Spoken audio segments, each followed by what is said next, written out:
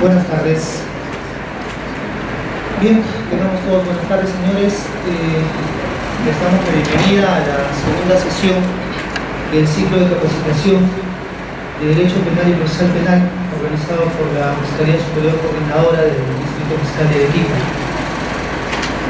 Agradecemos y también felicitamos su apoyo, su concurrencia y su interés por estos temas de capacitación que han venido demostrando desde la primera sesión. Y de verdad que eso nos alegra por cuanto tiene bastante convocatoria. Se nota el interés de ustedes para tratar temas tan importantes como son temas de derecho penal y procesal penal. En esta sesión vamos a tocar un tema bastante interesante. Es un tema que les va a interesar a todos ustedes. El tema es teoría del delito e imputación necesaria. Me parece que es un tema fascinante desde el punto de vista del derecho penal y procesal penal, cómo construir una imputación en la práctica a partir de la teoría. El tema va a estar dirigido por alguien que no necesita presentación, el doctor Julio César Octavio Cárdenas, fiscal adjunto superior penal, profesor de la Universidad Nacional de San Agustín, profesor de la Academia de la Magistratura, capacitador docente de Abarroni. Creo que con eso es suficiente para que pueda discutir este tema.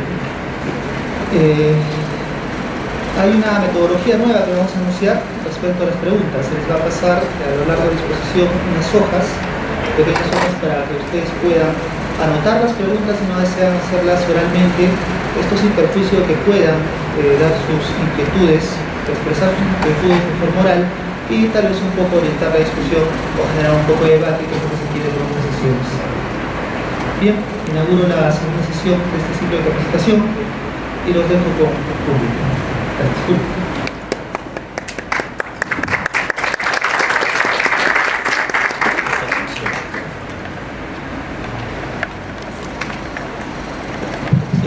Sí, buenas tardes, estimados colegas. En principio quiero agradecer la exagerada e inmerecida presentación de Roberto. Lo único que demuestra es que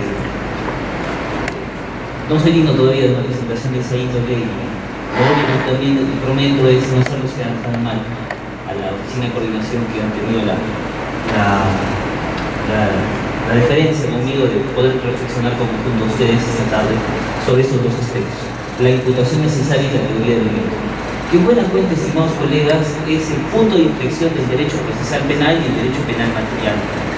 El profesor Bacigalupo dice que, oiga, a veces quienes nos preocupamos por en alguna medida profundizar y conocer las enmarañadas construcciones de la dogmática penal, nos olvidamos de que la teoría del derecho penal y del derecho procesal penal no tiene sino por finalidad solucionar conflictos del mundo, solucionar casos cotidianos. Entonces, esa debe ser la utilidad que debe tener el polvo de las bibliotecas. Pero alguien que solamente tenga en sus pulmones polvo de las bibliotecas no tendrá ninguna utilidad, sino también ha sentido el polvo de los expedientes, esos que nosotros con los cuales peleamos día a día. Entonces hemos elegido estos dos temas en la medida que creo han tenido una incidencia capital en el cumplimiento de nuestras obligaciones funcionales, por lo menos en estos últimos 2 años. ¿Quién no ha escuchado de la bendita imputación necesaria? No todas. Nosotros hemos visto con alguna desesperanza y frustración que algunas causas que consideramos importantes, trascendentes, causas que hemos sufrido, venían siendo archivadas por la supuesta ausencia de imputación necesaria, o se utilizaba indistintamente imputación concreta o suficiente. Es necesario aclarar este tema, doctores, zanjando dos circunstancias. Hoy día vamos a pretender mostrar que no es lo que la judicatura ha dicho que es, o la doctrina ha dicho que es. Pero eso no importa también que nosotros partemos de la imputación como una circunstancia tan ligera que cierre los ojos a la teoría del derecho. No es eso. No debiera ser eso. Bien, en principio, doctores, se ha tratado a la imputación necesaria como un principio, para la redundancia, como un principio. ¿Y qué es un principio? Un principio es una máxima de optimización, como diría el profesor Tolkien. Oiga, es una circunstancia ineludible para lograr que este entramado de la sociedad y el Estado puedan cumplir sus roles. ¿Quién podría imaginar ahora imputar a algo un determinado delito sin respetar el principio de legalidad? Es inimaginable. Desde la perspectiva que fue olvidarse del principio de, el principio de legalidad, bien digo, del principio de legalidad resulta inimaginable, inaceptable. Necesitamos del principio de legalidad para poder instrumentalizar todas las construcciones delictivas. Necesitamos de eso. Bien, por tanto, el principio se inicia, el que fuere, y voy a pretender demostrarlo ahora, con máximas morales y luego éticas, porque de ser como la moral, de ser de ámbito común, se asimila a los particulares y en algunas ocasiones se impone. Por tanto, una máxima moral empieza luego a transmitirse a través de la reflexión y la racionalización, y primero se manifiesta, doctores, en la jurisprudencia para que luego la doctrina lo aborde y finalmente se materialice en un principio. Pero para que suceda eso, siempre media un largo tiempo, una larga espera para poder identificar que nos encontremos o no frente a un principio. Y esto es relevante porque la supuesta existencia del principio de imputación necesaria se reputó creada, descubierta, o nacida recién en el año 2007, poco antes del ingreso del Código Procesal Penal en Arequipa, recién en el año 2007. Y esto es trascendente porque para que una máxima moral luego, a partir de la reflexión, sea analizada como principio, sea considerada un principio, tiene que transcurrir un largo lapso de tiempo en el que la reflexión y la racionalización se ha llegado. Por ejemplo, todos hemos visto cómo ha juzgado al señor... No funciona esto. Un poquito de peso. Todos hemos visto cómo ha juzgado al señor Fujimori, ¿verdad? La teoría por la cual la autoría mediata por aparatos organizados de poder fue utilizada por primera vez fue en la Segunda Guerra Mundial. Cuando se juzgaba a las personas que tenían las posiciones más preponderantes del aparato nazi, la necesidad de los juzgadores era no poder dejar sin responsabilidad penal a aquellos que no necesariamente habían cumplido roles ejecutivos. O sea, aquellos que no necesariamente llevaron a los judíos a los trenes, los sometieron a tratamientos de esa naturaleza y les quitaron la vida. Porque no hicieron eso las personas que detentaban las más altas posiciones en el partido nazi, no hacían eso, ¿no es cierto? Sin embargo, la jurisprudencia fue la que primero reflexionó a ese respecto, luego la doctrina y finalmente se consolidó el tema de la imputación para la imputación para el hombre detrás, aparatos organizados de poder. 60 años por lo menos. Pero eso es así en todos los casos, ¿no? Como ven, el profesor Alexis precisa que es un mandato de optimización, es un axioma, una máxima que ha requerido muchas circunstancias. Por tanto, un principio, estimados colegas, pasa por procesos históricos, sociales y políticos. La máxima expresión o lo más cotidiano de un principio son los derechos fundamentales. Es inimaginable un proceso sin derecho de defensa, el debido proceso. Para llegar a concebir, como ahora los consideramos, a esas circunstancias, principios, ha tenido que correr mucha agua bajo el fuego. Mucha agua bajo el fuego, ¿no? Y pretendo mostrárselos con algún ejemplo. La igualdad entre los hombres tiene orígenes inimaginables, doctores. Esa máxima moral de la que veníamos hablando tiene orígenes para el tema del principio de igualdad, constitucionalmente reconocido ahora en el artículo 2 de la Constitución, tiene orígenes aquí, en el Génesis. Esa reflexión de igualdad, de paridad, de homogeneidad entre los seres humanos, tuvo que transitar desde el Génesis, pasar por el Nuevo Testamento, Luego, las diferentes manifestaciones de la cultura occidental, porque el principio de igualdad no está presente en la cultura oriental. Si no, miren lo que viene pasando ahora en Siria, anteriormente en Medio Oriente. El principio de igualdad todavía no vive. En el África Central recién se acaba de considerar la posibilidad de dejar de cercenar parte del aparato sexual reproductivo de la mujer. O sea, la igualdad todavía no está. Y no sé cuánto tiempo tendrá que pasar para que ese principio asimilado por nosotros sea asimilado por ellos. Pero en nuestra perspectiva, en nuestra visión occidental del mundo, miren todo lo que tuvo que pasar, estimados colegas, para que nos consideremos frente a un principio. Y luego, si analizamos el principio de imputación necesaria, oigan, desde el año 2007 a su clímax del año 2012, como que no estamos frente a una situación de términos temporales. Bien. Entonces, quiero manifestarles un día que la supuesta denominada imputación necesaria no es un principio, sino es la convergencia de varios derechos y principios. Es un ámbito del derecho procesal que recoge, por ejemplo, el principio de legalidad, que sí está referido a la teoría del delito. Está referido, por ejemplo, al derecho de defensa, pero no al derecho de defensa como una manifestación amplia, por ejemplo, al derecho de probar, al derecho de expresarse, sino estrictamente al ámbito de conocer los cargos. Conocer los cargos. También está referido al principio de motivación, porque conocidos los cargos, expresados adecuadamente los cargos, solamente así la judicatura podrá expresar las razones por las cuales estima o desestima esos cargos. Entonces, la imputación necesaria, estimados colegas, es la confluencia conjunta de varios derechos y principios, pero básicamente el derecho de defensa. El derecho de defensa es el que funda la imputación necesaria. ¿Por qué les digo esto? Porque al no ser un principio, su ausencia no tendrá como consecuencia la inexistencia del proceso o la imposibilidad de amparar la pretensión.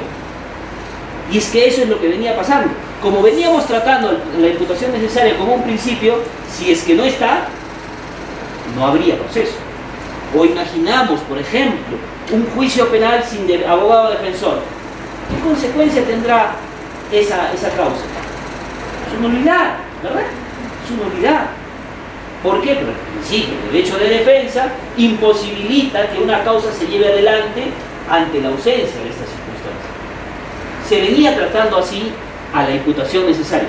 Como no hay imputación necesaria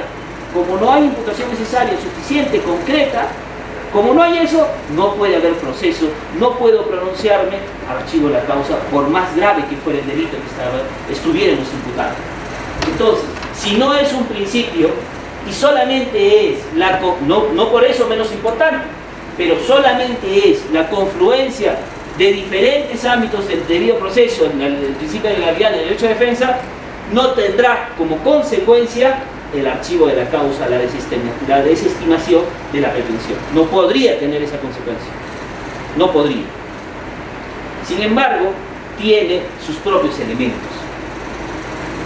Facilita, por eso decía que no es que sea menos importante, la imputación necesaria facilita la manifestación del principio de legalidad. Y es ahí donde vamos a luego aterrizar al final. La manifestación del principio de legalidad en la medida que solamente lo que decante la teoría del delito permitirá formular una adecuada imputación. Pero ahí viene la segunda reflexión. Bien, no es un principio. Segunda reflexión. Su claridad, su plenitud, ¿significa en todos los casos que vulnere el principio de legalidad? La respuesta es negativa, doctores. ¿Por qué? Porque ¿cuál era el derrotero de la jurisprudencia? Que supuestamente la imputación no ha sido clara, no ha sido precisa, no ha sido concreta. no ha sido expresa. No se dijo con qué sometió sexualmente, no se dijo de qué manera, si tenía el ánimo de terminar con la vida de la víctima. Como no está eso, no podemos analizar la legalidad. En buena cuenta el juicio de tipicidad, no se puede hacer. Y eso resulta raro, porque lo que a la doctora le parece claro, preciso y concreto, no necesariamente también le va a parecer en esos mismos términos a la doctora. O tal vez tampoco al doctor. El profesor San Martín Castro en septiembre de este año acaba de recibir el doctorado honoris causa en la Universidad José Carlos María de Tiquimoceo. Y después de tanto bregar, porque él es responsable de uno de los acuerdos plenarios sobre imputación necesaria, ha precisado lo siguiente. Ese tema de la imputación necesaria en buena cuenta es, como a mí no me parece que está suficientemente detallada la imputación, no existe imputación. Eso es tan subjetivo, tan cargado de subjetivismo, en buena cuenta estaríamos trasladando al parecer subjetivo de quien toca juzgar si la causa está presente o no, si la causa está habilitada para ser juzgada o no. Y eso es ilegal. Eso es ilegal. ¿Porque una violación es un delito o no, doctora? Claro. Y alguien podrá decir, pero en la imputación el fiscal no dijo, claro, el fiscal apoyado, el personal administrativo y practicantes, no dijo con qué la sometió sexualmente. Por tanto, no hay posibilidad de juzgar. Esa reflexión era errada. ¿Por qué? Porque las limitaciones en redacción, las limitaciones en lenguaje, no pueden significar la ausencia de un delito. Allí la observancia del principio de legalidad y el debido proceso no puede significar una limitada a los ojos del observador, es decir, a los ojos de la judicatura. Si alguien limitadamente construye una imputación a partir de sus limitaciones léxicas o de su percepción del lenguaje, construye una imputación y la otra persona tiene una apreciación distinta, eso no significará la ausencia de un tema que tenga relevancia jurídica y tampoco significará la vulneración del debido proceso. ¿Por qué? Y acá viene la correlación con el otro derecho, la contradicción.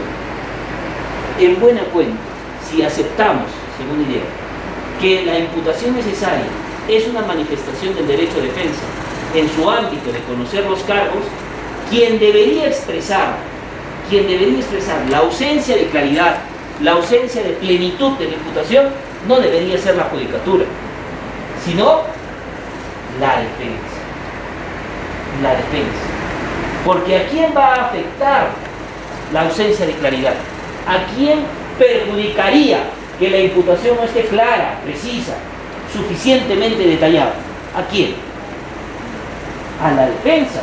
Porque la judicatura sí tiene posibilidad de considerar que el acceso carnal con una menor de 13 años es un delito, ¿o no? ¿Quién podría imaginar que el contacto sexual con una menor de 10 años no es un delito?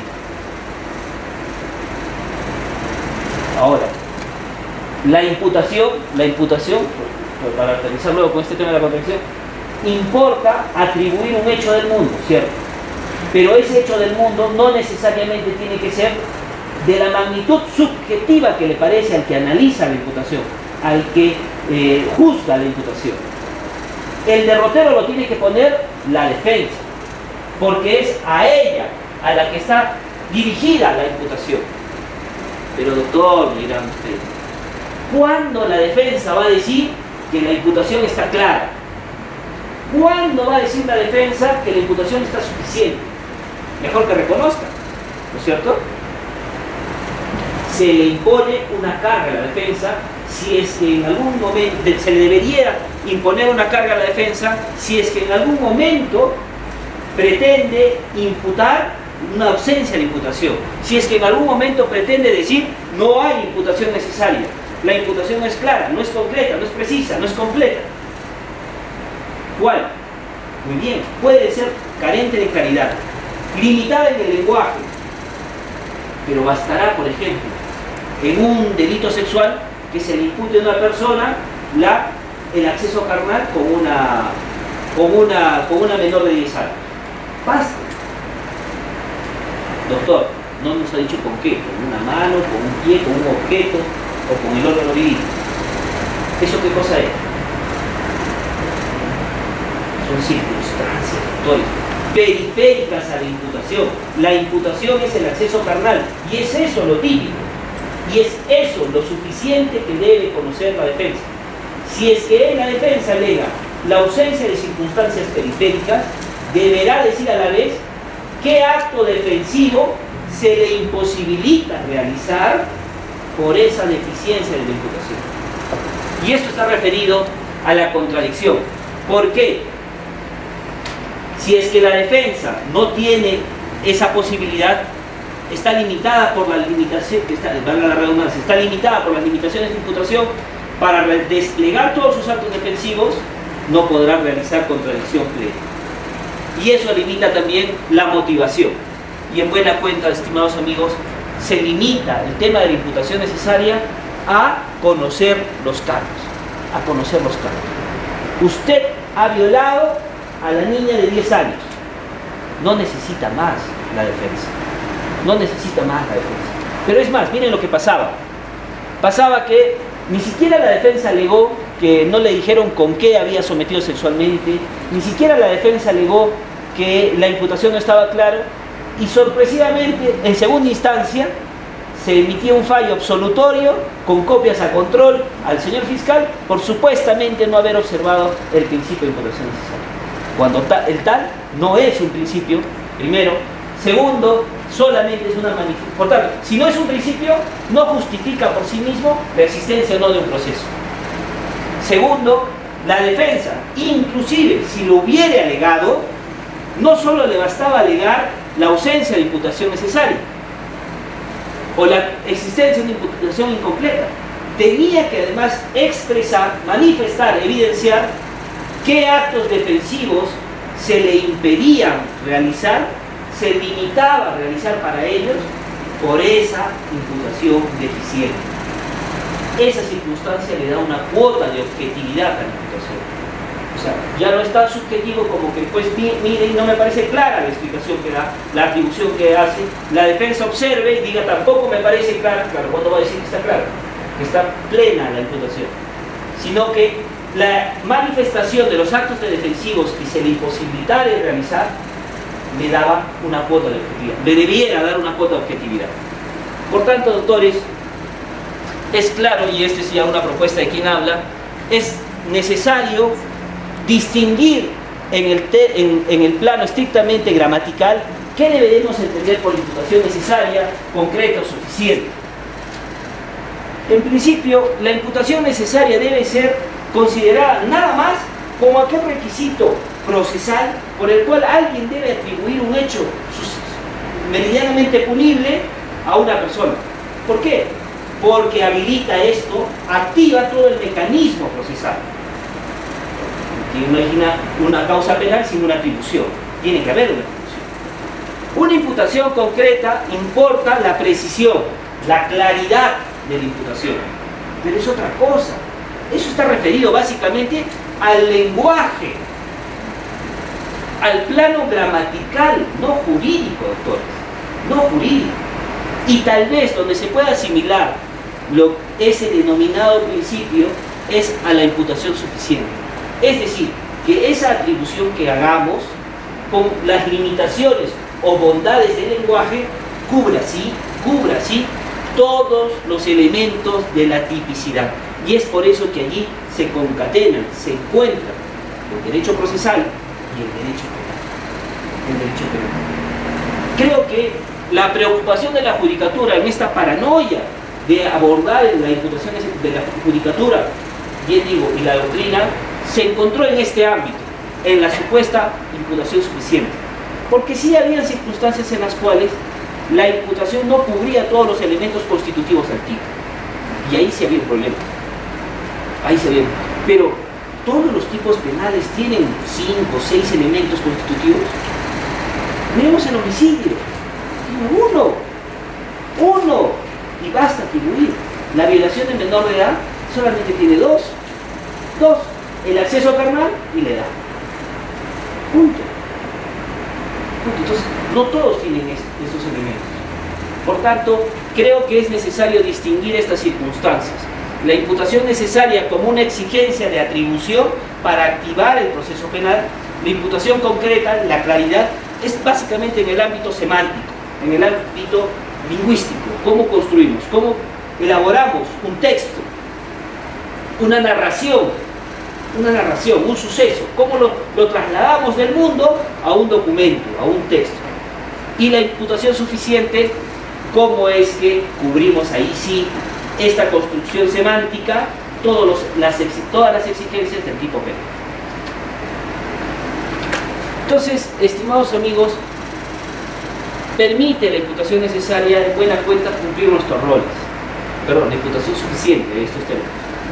Si es que uno realiza una imputación que, al margen de las limitaciones del lenguaje, cubra todos los elementos del tipo, permite cumplir nuestros roles. Por tanto, las únicas manifestaciones normativas que permitirían sostener la imputación suficiente, como esta habilita el ejercicio del derecho de defensa, se encuentran acá: la Convención Americana de Derechos Humanos, el Pacto Internacional de Derechos Humanos, nuestra Constitución y el propio Código Procesal Penal. La única base normativa que haría referencia a la imputación necesaria es el derecho a conocer los cargos. Y el derecho de conocer los cargos se fundamenta en la posibilidad de, una vez conocerlos, poder realizar contradicción. Bien, si eso es así, la única exigencia es que haya una imputación suficiente. Es decir, una que cubra hipotéticamente, porque otra cosa es la probanza, una que cubra hipotéticamente los elementos del tipo, el juicio de tipicidad.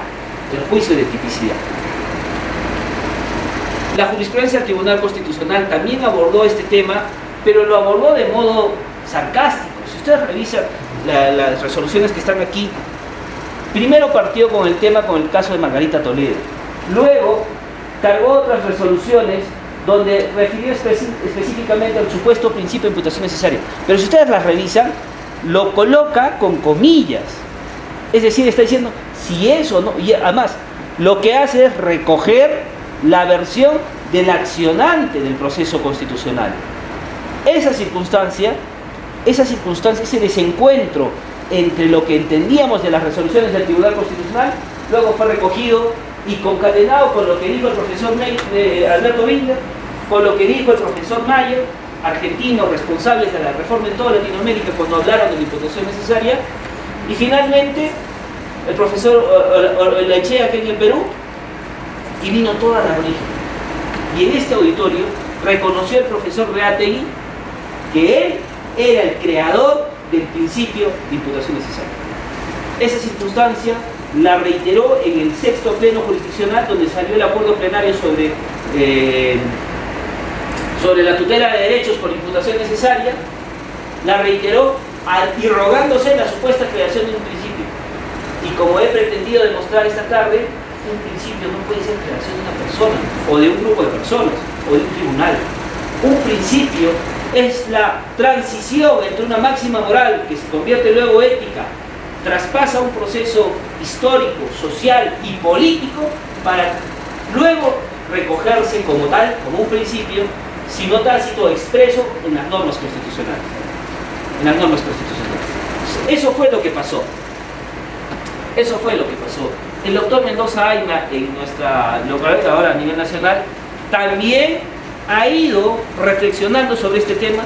Quien no conoce ahora sus 3 libros a este respecto, y él ha reconocido en la última edición que no estamos primero ante un principio, que la supuesta existencia de la imputación necesaria no justifica el proceso, que lo único que justifica solicitarnos a nosotros, la Fiscalía, quienes en buena cuenta realizamos la imputación, lo único que justifica una exigencia de esta índole es lograr la plenitud del derecho de defensa.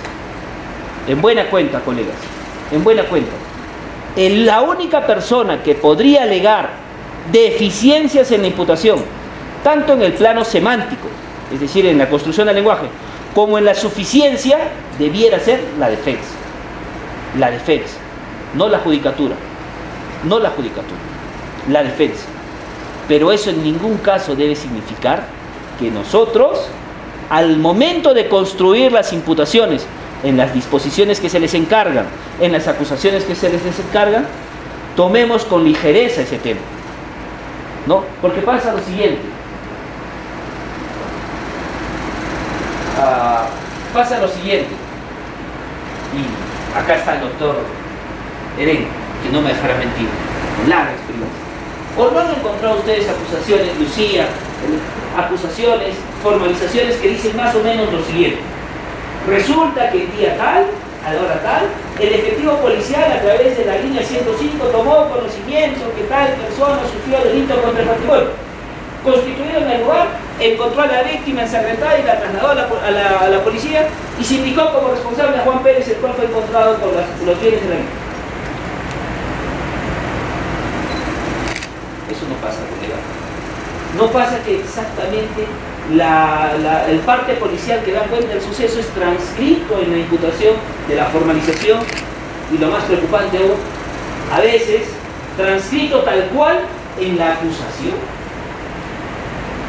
Eso no es una imputación. Ese es el relato de averiguación. Es la forma en la que nos hemos enterado, en que se ha tomado conocimiento del supuesto hecho delictivo. Esa no es una imputación. Como tampoco será una imputación utilizar enunciados normativos. Como decir, con violencia lo despojó de su patrimonio. Con terribles amenazas a su condición de mujer y madre, la sometió sexualmente.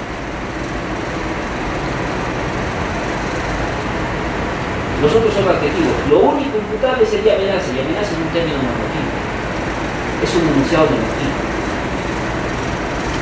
Por eso, lo último que les dije, claro, doctor, usted me está diciendo que la imputación necesaria primero no es un principio, que pueden haber limitaciones de lenguaje y no necesariamente por esas limitaciones se puede calificar de ausente la imputación. Sí, pero también les he dicho que el hecho de que la imputación sea tratada de ese modo no significa que nosotros, al formularla, al construirla, no lo hagamos responsablemente. Y ahí viene el problema. Esa circunstancia que les comento no solo está acá, pasa en todos los distritos fiscales del Perú. Todos los distritos fiscales del Perú. Y el mayor problema está acá, porque sustituimos la imputación por el relato de averiguación, por aquella circunstancia de cómo nos conocimos, nos enteramos del hecho que estamos juzgando. Y eso es preocupante, porque eso no es una imputación. Porque en esa circunstancia puede ser que no se cubra todo el juicio de tipicidad. En esa circunstancia puede ser que no se cubran todos los elementos constitutivos del tipo. Y eso sí es peligroso. Eso sí es peligroso. Bien. Entonces, doctores, por ejemplo, en este tema de imputación necesaria, todos acabamos de ver en las noticias que acaba de ser detenida la madre del señor Gerald Oropesa, ¿verdad? ¿Ustedes han visto en la disposición de formalización de investigación preparatoria? Dice exactamente lo que yo les he dicho. Resulta que el día tal, la agente tal, mujer, estaba realizando el control de ingreso en la puerta del penal tal, y que encontró entre las prendas de la señora tal cosa, tal cosa, tal cosa. Esa no es una imputación. Esa es la segunda falencia de las construcciones que realizamos todos nosotros, todos los días. Y es que realizamos la imputación a partir de un tercero, o sea, contamos la historia a partir del policía, a partir del sereno, a partir del agente del INPE, contamos la imputación como si fuera una circunstancia de ellos. Uno. Dos, o la contamos a partir de la víctima. Resulta que la señora tal salió de su casa tal día en dirección a su trabajo, llevaba consigo su dinero, su celular, y sin motivo alguno el procesado la abordó, ¿no? La amenazó con un cuchillo y se la llevó. ¿Qué hace eso? Realizamos la construcción de la imputación a partir de la perspectiva de la víctima. Y a quien atribuimos, a quien estamos cargando una conducta supuestamente punible, es al procesado. Al procesado. Y es ahí la reflexión respecto a la imputación suficiente. Y es que una imputación suficiente, estimados colegas, un tanto para avanzar, una imputación suficiente, mejor nos quedamos acá. Desde la perspectiva finalista, que es la que meridianamente aceptáramos todos, la que ha fundado nuestro código a pesar de todos los remiendos que tiene, debería cubrir todos estos elementos. Un tipo objetivo, un tipo subjetivo, una anticursión y una culpabilidad. Y en el tipo subjetivo, el ámbito del dolo, en vez de decir que la víctima salió con sus cositas temprano, diligente a su trabajo, y que nada más fue abordada por el procesado, que le puso un cuchillo en el cuello y le quitó sus cosas, debiéramos decir que el procesado decidió primero quitarle sus cosas. Para eso se premunió del cuchillo, la esperó e hizo eso, le puso el cuchillo y le quitó sus cosas. Porque contar la historia desde la víctima trae problemas de imputación. Podríamos omitir muchas cosas, pero peor, pues, cuando contamos la historia a partir del tercero, sea el policía, sea el sereno, o sea finalmente una tercera persona, ni siquiera la víctima, trae problemas, porque generalmente lo que hacen estas personas, el policía, el sereno o el buen ciudadano que ayuda a capturar a un delincuente, lo que hace es tratar de contar por qué cree él que el responsable es el detenido. ¿Qué elementos tiene él para acelerar que el responsable es el detenido? Y ese es otro tratar. Por ejemplo, ¿qué dice? Encontré a la víctima sangrando y me dijo que quien le robó era alguien que estaba en una moto, que se llevó su celular. Yo perseguí al procesado y lo encontré en una moto y tenía el celular de ella. Pero no estamos atribuyendo. Ese señor no está atribuyendo. Lo que se debe atribuir es que este señor se premunió de la moto con el ánimo de quitarle las cosas a alguien, encontró a la señorita, la abordó de esa manera y le quitó su celular y se dio la fuga. Eso es distinto, porque allí sí estamos atribuyendo una conducta al procesado. No estamos contando cómo es que el policía considera que ese señor que detuvo es el responsable del robo a la señorita. ¿Por qué? Porque el señor policía está pensando, o el sereno piensa más en cómo vincular. Y ese tema es para la probanza, no es para la atribución. ¿Cómo voy a probar que él decidió robarle a la señorita? Claro, con lo que encontró el policía, pero eso es un cantar distinto. Y ese problema tenemos, estimados colegas, en la construcción de nuestras imputaciones cuando abordamos la atribución. Y es ahí donde entra a tallar la teoría del delito. No podemos, doctores, no podemos construir nuestras imputaciones totalmente alejados de la teoría del delito. La teoría del delito, en buena cuenta, es una construcción abstracta, ¿no? Una construcción abstracta que nos permite determinar cuándo un hecho es o no es un delito. Ha pasado, creo que la doctora muy amable les ha compartido el material, ha pasado por diferentes estadios históricos. La teoría del delito no ha sido siempre la misma. Por ejemplo, en el causalismo de las primeras décadas del siglo XX, nada más delito era generar un resultado. Si alguien dispara a otro y ese otro muere, bastaba para reputar como homicida a ese alguien. Tenía postulados básicamente naturalistas. Causa, resultado. Causa, resultado. Bastaba comprobar eso para atribuir. Y otra circunstancia era que el dolo, por ejemplo, se encontraba en la culpabilidad. La tipicidad y la antipuricidad eran estrictamente objetivas. Luego, el neocantismo introdujo algunos postulados que luego recogió la teoría de la imputación objetiva. Pero el finalismo, en buena cuenta, realizó la construcción que ahora tenemos. Un delito es una acción voluntaria, típica, objetiva y subjetivamente, antijurídica, es decir, carente de causas de justificación, y culpable, es decir, que se le pueda reprochar. ¿Y cuándo han puesto ustedes, por ejemplo, en una acusación que el imputado conocía que matar era un delito? Por ejemplo, un elemento de la culpabilidad es la exigibilidad. Es más o menos así. La doctora Alicia me va a ayudar para este tema. Doctora, usted tiene enamorado, ¿verdad? Imaginémonos que el señor se llama Juan, para que no lo identifiquen ustedes. No lo vamos a poner en peligro al caballero. Bien. Juan mostraba el interés hacia la doctora, era detalloso con ella, pero Juan también, como todos nosotros, no es una persona perfecta. Tal vez era impuntual, doctora, alguna vez ha faltado a la verdad, ¿no es cierto?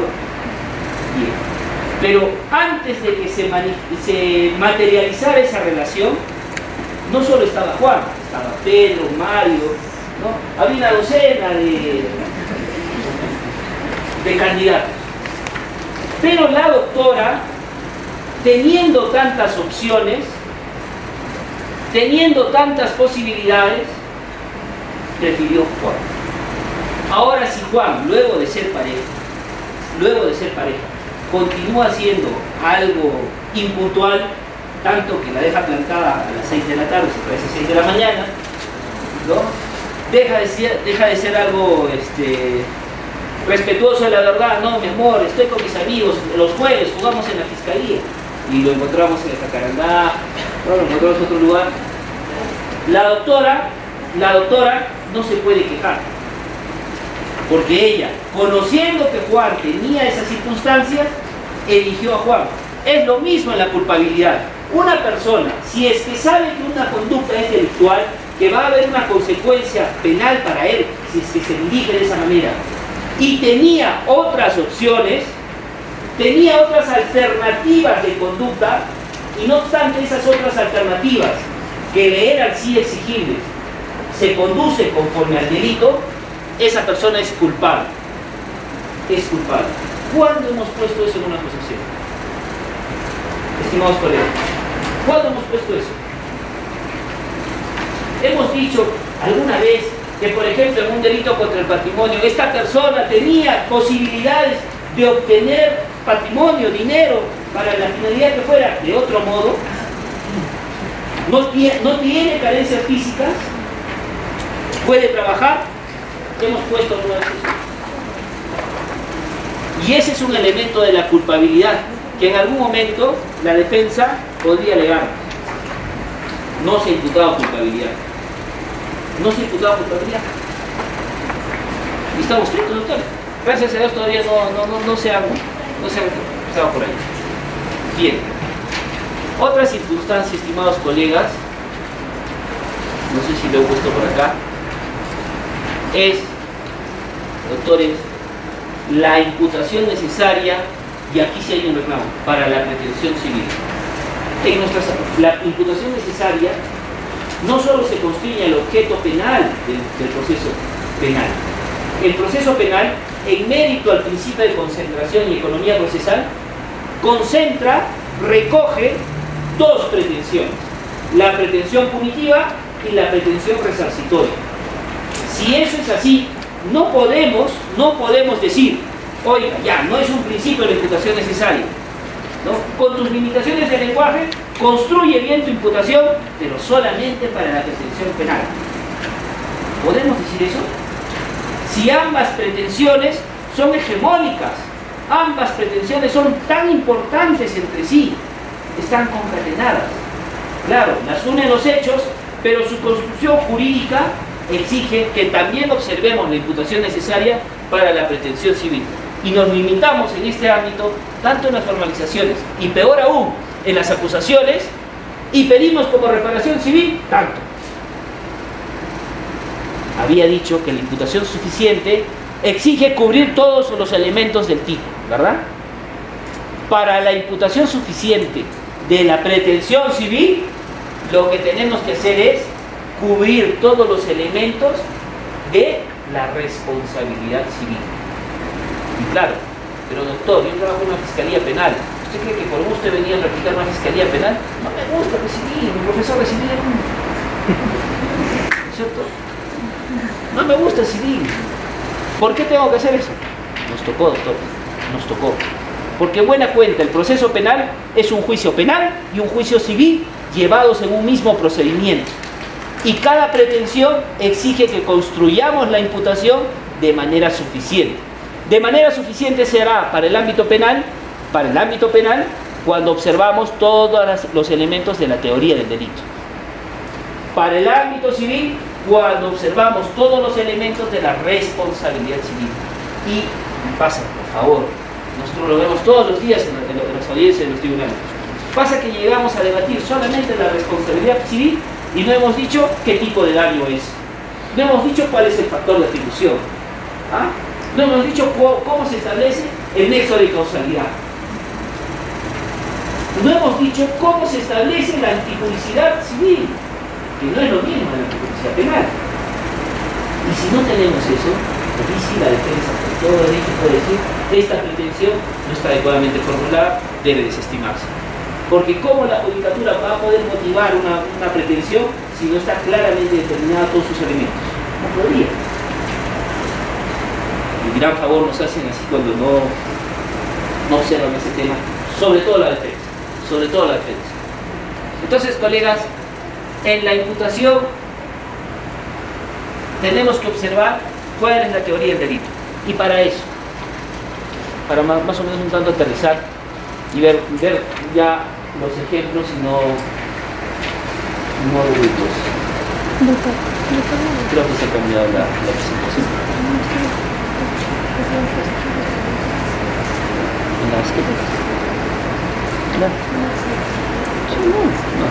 Bien, analicemos el caso de la señora mamá de Gerald Oropesa. Los hechos son los siguientes. La señora se presenta al penal donde está recluido su hijo, se registra para visitar a su hijo, ingresa a la cámara de revisión con una agente del INPE mujer y esta señora le pregunta: ¿trae usted algún elemento electrónico? Y la señora dice: sí tengo, toma, un celular, un chip y un USB. ¿Es relevante penalmente esa circunstancia? ¿Esa conducta cubre todos los elementos de la teoría del delito?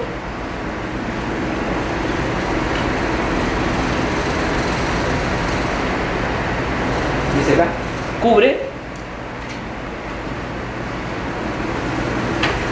Porque eso es a lo que se enfrenta todos los días usted, al calificar las denuncias, al calificar las imputaciones, al formular una acusación. A veces nos damos cuenta que es atípico solamente cuando ya estamos para la acusación, ¿o no? ¿O no? O lo hemos tenido un año investigando y nos dimos cuenta que estaba prescrito. Colegas. Bien, ¿es típica esa conducta? Doctor Miranda, ¿qué opina usted? Percy, ¿qué opina? ¿Es típica o no es típica? Pareciera, ¿no?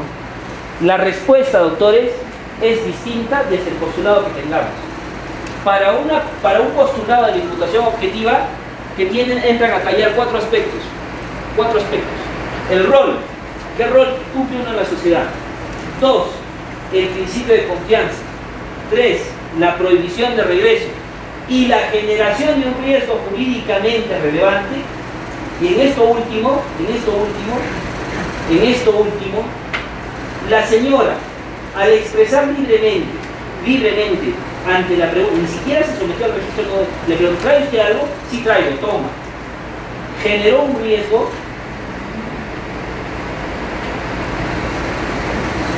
El juicio de tipicidad, estimados amigos, la tipicidad objetiva en el finalismo es ver la conducta y la voluntad.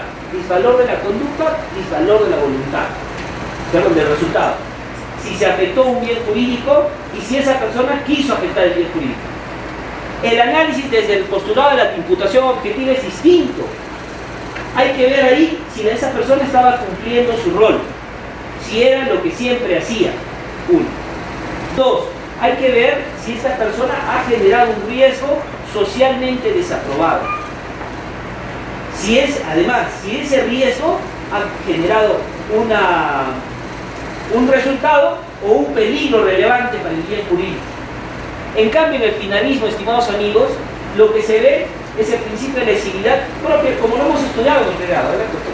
Como lo hemos estudiado en el pregrado. Solamente las conductas que afectan un bien jurídico lo ponen en peligro serán relevantes para el derecho penal. Y desde esa perspectiva, estimados amigos, esa señora ya estuvo dentro. Ya estuvo dentro, estaba en la cabina de revisión. Y desde esa perspectiva, a ver, hipotéticamente, substraigamos la pregunta del agente del INPE. Saquémosla. La señora habría pretendido, tenía el ánimo de afectar ese bien jurídico, la seguridad de los penales, ¿no es cierto? La imposibilidad de que los internos tengan comunicaciones para hacer travesuras con el celular, porque no se lo llevan para whatsappear, como hacen ustedes todo el día, ¿no? Sino para hacer otras cosas. Bien, será... Doctores, ¿se dan cuenta? ¿Se dan cuenta? Desde el finalismo, la conducta podría ser típica. Desde los postulados de la teoría de la imputación objetiva, que se constriña a la tipicidad, el tema no podría ser típico. Porque no se ha generado un riesgo relevante. Porque ¿cuál era el rol de la gente? Realizarla. Porque no lo tenía tan escondido, ¿no? Estaba nada más en una prenda íntima, pero en la prenda, no estaba más escondido, no estaba más. Era evidente que lo iban a encontrar. ¿Se dan cuenta, colegas? Que debemos abordar adecuadamente la tipicidad. El profesor Bacigalupo dice algo.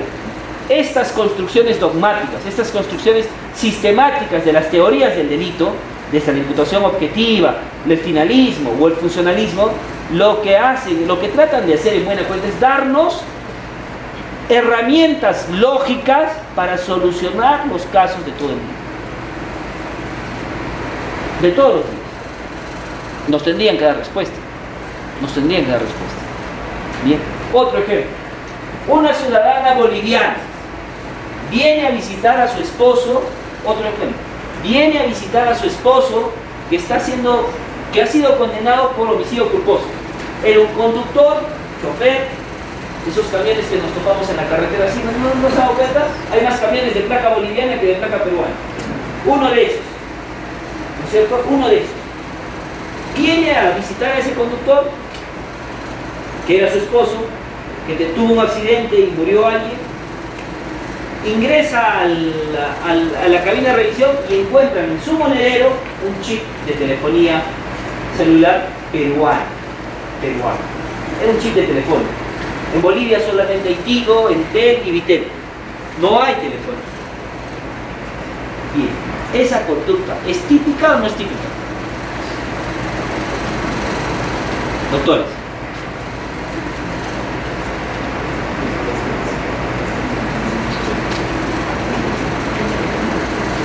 Bien, ayúdenme. ¿Es típica o no es típica? Es un chip de otra que no va a funcionar en el Perú. No, era un chip peruano, recuerdo.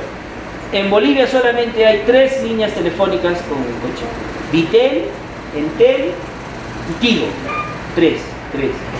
El chip que la señora tenía era uno de Telefónica. La señora dice, yo tengo este chip para comunicarme con mi abogado. Cada vez que vengo al Perú lo utilizo para comunicarme con mi abogado. Y obviamente, gracias doctora, muy amable. Obviamente es abogado también de su esposo. Ya está, con eso más. ¿Es típico o no es típico?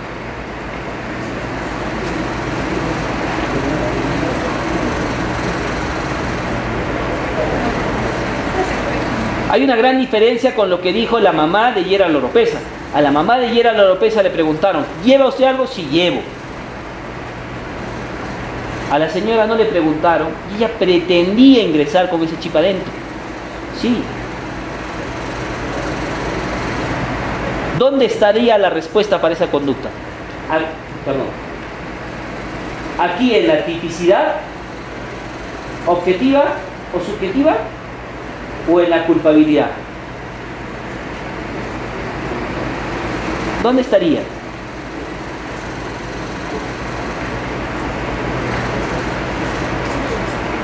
¿Se dan cuenta, autores, que manejar adecuadamente las categorías de la teoría del delito nos podría facilitar largamente la tarea de resolver los casos que tenemos día a día? Uno de los elementos de la exigibilidad, de la culpabilidad, es el reproche. El reproche es conciencia de ilicitud. Es decir, que sabía que esa conducta era delito. Y esa es la diferencia con el dolo. El dolo es conciencia y voluntad de los elementos objetivos del tipo. Nada más. Nada más. Más o menos lo siguiente. Si yo tomo un arma de fuego y disparo en la cabeza de la doctora y produzco su muerte, si utilizo un arma en funcionamiento, es obvio que estoy buscando terminar con la vida de la doctora. Eso es dolo. Conciencia y voluntad de generar un resultado. Otra cosa muy distinta es el reproche de la culpabilidad. Es conciencia que ese resultado es juzgado por la ley como delito. Imagínense que venga un ciudadano boliviano ahora, porque en Bolivia es una costumbre, agarrar un perro, ¿no?, y arrastrarlo al caballo. Imaginen que pensé que un ciudadano boliviano venga y haga eso. ¿Qué pasará con él ahora? Porque desde hace un mes se aprobó, ¿cierto?, la ley que sanciona el maltrato animal, ¿cierto? El señor quiso hacerle daño al perro. Sí, eso es dolo. Quiso hacerle daño al perro, eso es dolo. Conciencia y voluntad de los elementos del tipo, nada más del tipo. La culpabilidad es conciencia de ilicitud, es decir, saber que esa conducta es delictual, es recogida en la norma como delito. Y ese ciudadano boliviano que vino aquí y hace eso con un perrito, no necesariamente conocerá que aquí hacer eso es delito. Esa ciudadana boliviana que pretendía ingresar con ese chip al penal, no conocía que aquí estaba prohibido hacer eso. Ustedes, les ruego, revisen por favor en el internet Penal de La Paz. El Penal de La Paz tiene más o menos 500 internos cuando su capacidad es de 200. 500 internos, pero ¿saben cuántas personas viven allí adentro? 1500. 1500.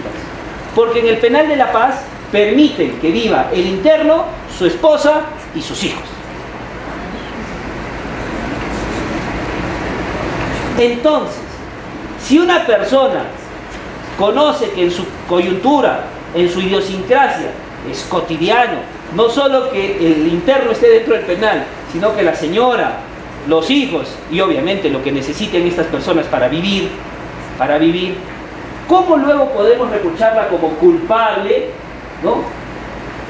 Como culpable, es decir, que conocía que eso es ilícito, si en otro lugar aquí pretendió? Es un error de prohibición. Y el error de prohibición tiene respuestas dogmáticas: vencible o invencible. Si es vencible, ese delito se puede atribuir a título de culpa, en su modalidad culposa, y no hay el acceso de elementos prohibidos culposos en el Código Penal. Si es invencible, ¿no es cierto?, en ningún caso será sancionado. ¿Se dan cuenta, estimados amigos, que para imputar tenemos que evaluar esas circunstancias? Salvados todos los elementos de la teoría del delito, solamente allí tendremos que iniciar el ejercicio de construir una imputación. Y construir una imputación significa observar todos estos elementos: la tipicidad objetiva, subjetiva, la antijuricidad y la culpabilidad, y la acción final también. ¿Cómo es esto de la acción? Este es el último ejemplo, tengo un grado luego en la 11. Bien, para no aburrirlos tanto. Mire, un señor que tiene 45 años, mide 1,60 m, pesa 120 kilos, es transportista de la Coca-Cola, desayuna 2 sándwiches de la variante. ¿Han visto esos sándwiches? ¿no?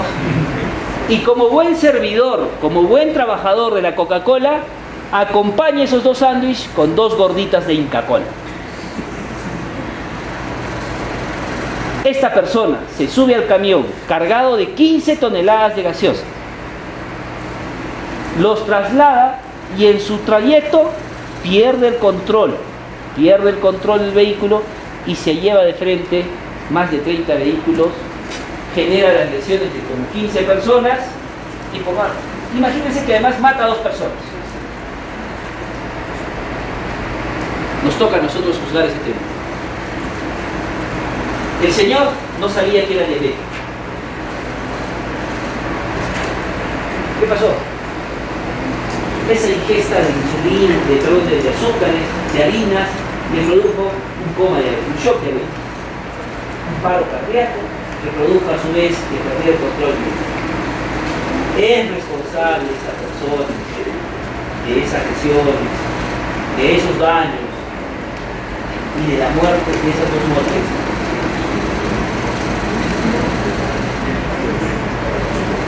Porque ahí viene el problema, ¿no es cierto? Primero tenemos que identificar si estamos frente a un delito. Y segundo, tenemos que construir la imputación. Y para construir la imputación lo tenemos que hacer observando los elementos de la teoría del delito. Es con esa circunstancia que pretendo mostrar la utilidad de lo que venimos conversando. Tenemos que hacerlo con eso. Y a ver, díganme, estimados colegas, ¿es o no es? Claro, el artículo 7 del título preliminar del Código Penal proscribe la responsabilidad objetiva. El tema es cómo lo motivamos nosotros. ¿Qué tenemos que decir? ¿Que no hubo dolo? ¿Que no hubo culpa? ¿Que no hubo anticulpicidad? ¿Que no hubo culpabilidad? ¿Qué cosa no hubo ahí?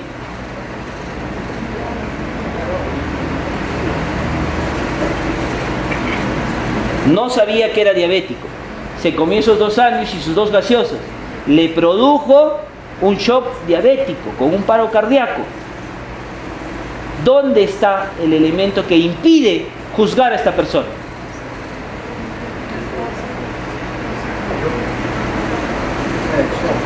En la acción, gracias doctor, en la acción, los elementos negativos de la acción son la fuerza física irresistible, los actos reflejos y los estados absolutos de inconsciencia. En un paro cardíaco, ¿podría este señor? ¿Tuvo una acción voluntaria? Pero si es que sabía que era diabético y se comió eso. ¿Se dan cuenta que es distinto, colega? ¿Se dan cuenta?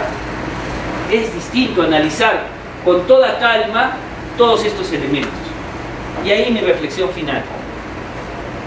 Es mejor, estimados amigos, tomarnos media hora o tal vez 1 hora en evaluar suficientemente a partir de la teoría del delito cada caso que nos llegue, a que por alguna comodidad o por premura, por la carga, lo aperturemos, pasen 2 años, formalicemos, 1 año más, acusemos, llegamos a juicio oral, por lectura divina lo condenen y luego recién darnos cuenta que el tema era típico o no había culpabilidad. ¿Cuánto tiempo ha pasado? ¿Cuánto tiempo ha pasado? Mínimamente 2 años.